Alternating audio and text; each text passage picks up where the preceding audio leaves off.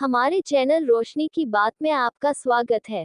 हम आपको आज का प्रेरक प्रसंग सुना रहे हैं जिसका शीर्षक है मातृत्व का वंश। 40-42 साल की सुंदर और सुशील घरेलू स्त्री थी सुधा। भरा पूरा परिवार था, धन धान्य की कोई कमी नहीं थी। सुधा भी खुश थी अपने घर संसार में, लेकिन कभी कभी अचानक बेचैन हो उठती थी।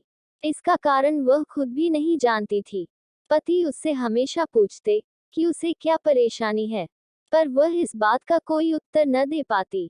तीनों ही बच्चे बड़े हो गए थे।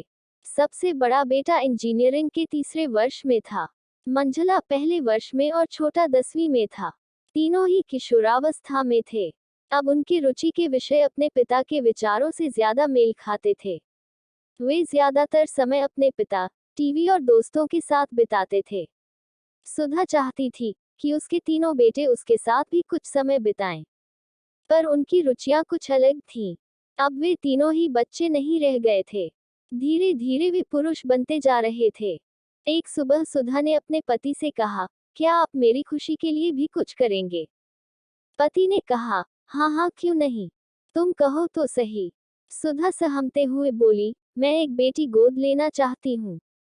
पति को आश्चर्य हुआ, पर सुधा ने कहा, सवाल जवाब मत करिएगा प्लीज। तीनों बच्चों के सामने भी ये प्रस्ताव रखा गया। किसी ने कोई आपत्ति तो नहीं की, पर सबके मन में सवाल था, क्यों? जल्द ही सुधा ने 1.5 महीने की एक प्यारी सी बच्ची अनाथाश्रम से गोद ले ली। 3 बार मातृत्व का स्वाद चखने के बाद भी आज उसमें वात्सल्य की कोई कमी नहीं थी। बच्ची के आने की खुशी में सुधा और उसके पति ने एक समारोह का आयोजन किया। सब मेहमानों को संबोधित करते हुए सुधा बोली, मैं आज अपने परिवार और पूरे समाज के क्यों का जवाब देना चाहती हूँ। मेरे ख्याल से हर घर में एक बेटी का होना बहुत जरूरी है।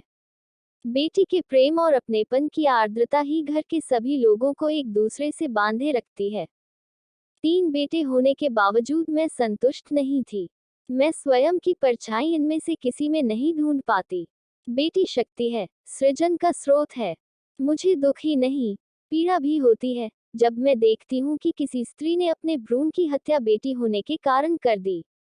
मैं समझती हूँ कि मेरे पति का वंश जरूर मेरे ये तीनों बेटे बढ़ाएंगे, पर मेरे मातृत्व का वंश तो एक बेटी ही बढ़ा सकती है। आशा करती हूँ ये प्रेरणादायक कहानी आपको जरूर प्रेरित करेगी। इसी तरह की प्रेरक प्रसंगों को सुनने के लिए हमारे चैनल रोशनी की बात को जरूर सब्सक्राइब करें।